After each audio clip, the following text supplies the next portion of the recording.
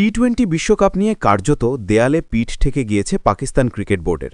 পুরো tournament boycott করলে একদিকে যেমন আইসিসির কড়া শাস্তির মুখে পড়তে হবে, তেমনি শুধু ভারতের বিরুদ্ধে ম্যাচ না খেললেও ঘোরতর বিপদ। বিতর্কিত সম্ভাব্য সিদ্ধান্তের উপর ঝুলছে প্রায় $৩৮ মিলিয়ন মামলা, ভারতীয় মুদ্রায় যা প্রায় ৩১৫ কোটি টাকার কাছাকাছি। সরকারি সবুজ সংকেতের অপেক্ষায় থাকলেও আদতে পিসিবির সামনে বিকল্প ক্রমেই সংকুচিত হচ্ছে। পুরো বয়কট বা ভারত ম্যাচ না খেলা সমান বিপজ্জনক। পাকিস্তানি সংবাদমাধ্যমের দাবি অনুযায়ী বাংলাদেশ ক্রিকেটের প্রতি সংহতি জানাতে ৩টি প্রতীকী বিকল্প ভেবেছিল পিসিবি। ক, পুরো টি-20 বিশ্বকাপ বয়কট। খ, ভারতের বিরুদ্ধে গ্রুপ ম্যাচ থেকে সরে দাঁড়ানো। গ, কালো আর্মব্যান্ড পরে খেলা বা জয় উৎসর্গ করা।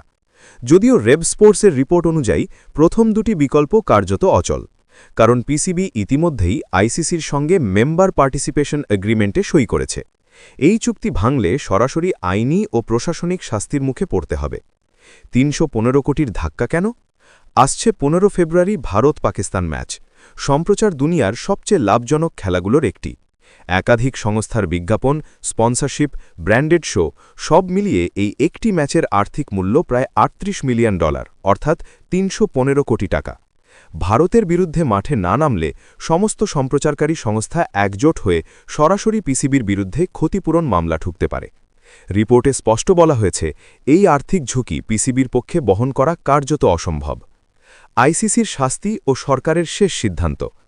এমন আবহে সোমবার পিসিবি চেয়ারম্যান মহসিন নাকভি বৈঠক করেন পাকিস্তানের প্রধানমন্ত্রী শাহবাজ শরীফের সঙ্গে। আলোচনা শেষে নাকভির বক্তব্য, সব বিকল্প খোলা, তবে চূড়ান্ত সিদ্ধান্ত আসতে পারে শুক্রবার অথবা আগামী সোমবার।